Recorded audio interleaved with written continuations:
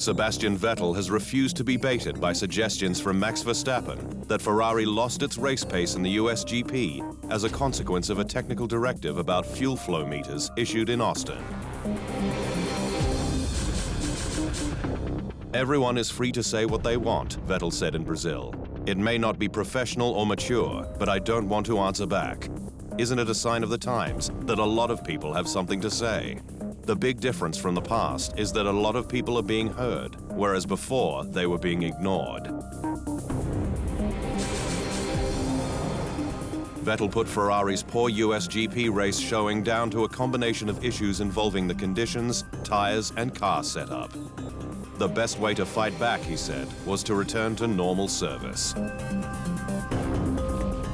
He added that Ferrari's straight-line speed advantage in Austin largely disappeared because the team chose to run higher downforce on the car, evidenced by their stronger cornering performance in qualifying, but that circumstances prevented that from translating in the race. Six-time world champion Lewis Hamilton has backed the direction of 2021's new Formula One regulations. Although Hamilton has always advocated lighter, faster cars on more racier tires than the heavier, slower cars that will grace grids in 2021, he believes the aerodynamic aims are what the sport needs. The inability to follow another car closely without losing downforce and overheating brakes and tires has formed a substantial part of F1's research into its new regulations. If it does what it says on paper, I think we're going to see perhaps the best era of racing that we've seen in a long, long time. And I want to be there if it is the case. Some have speculated that Hamilton could quit the sport if he wins a Michael Schumacher equaling 7th world title in 2020. But the man himself does not appear to want to hang up his helmet anytime soon.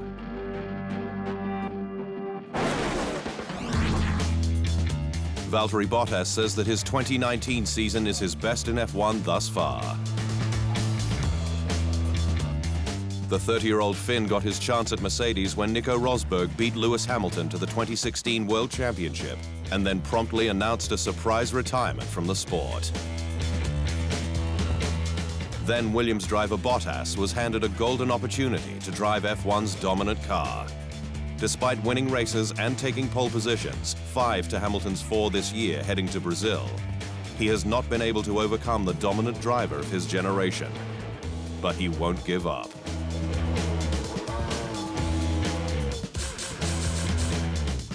This season has been my best in F1 so far, he said at Interlagos, but still not what I'm aiming for. I still need a bit more consistency and fewer mistakes, but I've been able to improve my pace in difficult circumstances quite a lot. Perhaps the biggest shadow hanging over Bottas's future was removed when Mercedes reserve driver Esteban Ocon was signed by Renault to partner Daniel Ricciardo in 2020. Daniel Ricciardo is not satisfied with Renault fighting for 5th place in the Constructors' Championship. He has admitted that in 2020, he wants to be on the podium tasting champagne again. When I signed, 2020 was our target to finish on the podium. At least once, that's really the target. McLaren is proof of the pudding that you can really make a difference in one season. With a strong off-season, it's not impossible for us to fight for that.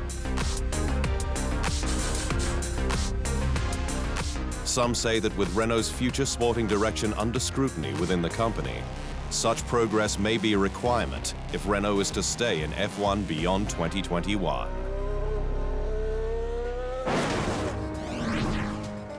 Nico Hülkenberg has admitted that he may be looking at a sabbatical year in 2020.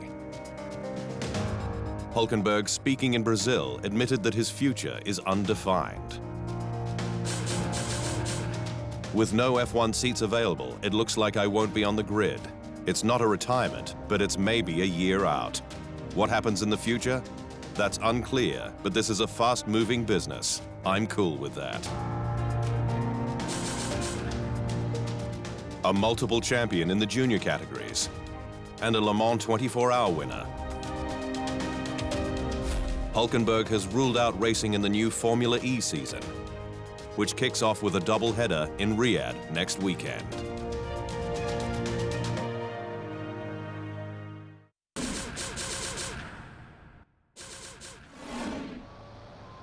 Thanks for watching.